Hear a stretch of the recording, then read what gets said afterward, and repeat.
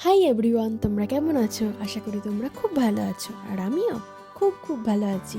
So finally আবারও মজাদার কিছু রেসিপি নিয়ে আমি চলে এলাম। তো চলো আর বেশি বক বক না বাড়িয়ে ভিডিওটাকে স্টার্ট করা যাক। সো এদিকেই আমি নিয়ে নিয়েছি একটা প্লেটে শসা কুচি, পেঁয়াজ কুচি, টমেটো কুচি, লঙ্কা কুচি, ধনেপাতা কুচি, কিছু গাজর কুচি। গাজরটা তোমরা দিতেও পারো, নাও দিতে পারো, আমি দিয়েছি টেস্টি হওয়ার জন্য। আর এদিকে আলু সেদ্ধ পাতলা পাতলা করে গোল গোল করে কেটে নিয়েছি। সো এদিকেও আমাদের টক জলও রেডি।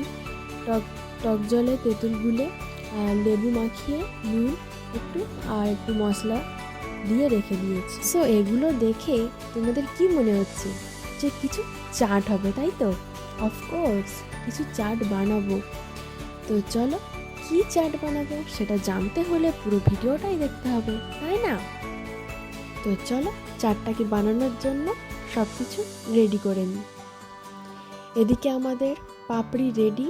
আমি সরি চাইছি, কারণ আমি পাপড়িগুলো যখন সাজাচ্ছিলাম তখন আর ভিডিওটার ক্যাপচার নিতে পারিনি। পাপড়িগুলো সাজানোর পর আমি ভিডিওটা ক্যাপচার নিয়েছি। আর এই পাপড়িগুলো কিন্তু আমি বাড়িতেই বানিয়েছি, তোমরা চাইলে দোকান থেকে কিনেও নিতে পারো, কিন্তু আমি এই পাপড়িগুলো বাড়িতেই বানিয়েছি। অন্য একদিন পাপড়ি বানানোর রেসিপিটা আমি শেয়ার করব। তো এদিকে প্রথমে আমি একে একে সব জিনিসগুলো দিয়ে দেব। প্রথমে আমি আলুটা দিয়ে দেব পাতলা পাতলা করে। আলুগুলো দিতে বেশ ভালোই লাগছে। তো এদিকে আমি দিয়ে দেবো এবারে শসা কুচি। শসা কুচিটা একটু বেশি দেব। তো এবারে আমি দিয়ে দেব টমেটো কুচি। তার ঠিক পরেই দিয়ে দেব পেঁয়াজ কুচি। এরপরে দিয়ে দিলাম গাজর কুচি। এরপরে দিয়ে দিলাম লঙ্কা কুচি। এবারে দিয়ে দেব ধনেপাতা কুচি। এরপরে একে একে দেব সব মশলা। তো প্রথমে আমি দিয়ে দিলাম একটু লবণ। এবারে আমি দিয়ে দিলাম ভাজা ধনে আর জিরে গুঁড়ো করা। এরপরেই ছড়িয়ে দিলাম একটু আমচুর পাউডার।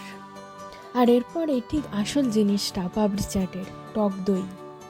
টক দইটা পরিমাণ মতন দেবে, বেশি দিলে আবার একটু বেশি টক টক হয়ে যাবে। তো আমি পরিমাণ মতনই দিয়েছি। আর এরপরেই ছড়িয়ে দেব একটু চাট মশলা। চাটে তো চাট মশলা দিতেই হবে, নাহলে কি হবে? চাট মানেই চাট মশলা। আর এরপরেই দিয়ে দেব টমেটো সস।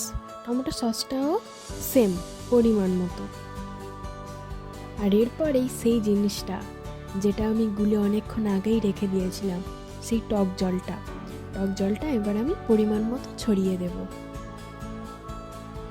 ওয়াও, দেখতে যেমন ফাটাফাটি হয়েছে আর খেতে তো দুর্দান্ত হবেই। সো এবার আমি ছড়িয়ে দেব ঝুরি ভাজা। একটু সরু ঝুরি ভাজা হলে ভালো হতো, বাট বাড়িতে ছিল না, কি করব? তো এই ঝুরি ভাজাটাই দিলাম। এবারে দেখে নাও আমার পাপড়ি চাট রেডি। সো আমি সার্ভ করার জন্য প্রস্তুত। আমি এদিকে গার্নিশ করার জন্য একটু টক দই আর ধনেপাতা দিয়ে দিয়েছি, একটু দেখতে ভালো হওয়ার জন্য। সো ফাইনালি পাপড়ি চাট রেডি। এবার খাওয়ার পালা। তোমরা এইভাবে বাড়িতে ট্রাই করে দেখো, নিশ্চয়ই ভালো লাগবে। দোকানে খেয়ে তো দেখেছো, বাট দোকানের থেকে বাড়িতে এটা বানিয়ে দেখো, সত্যিই ভালো লাগবে। আজ এই পর্যন্ত, আবারও নিয়ে কিছু চলে আসবো মজাদার রেসিপি।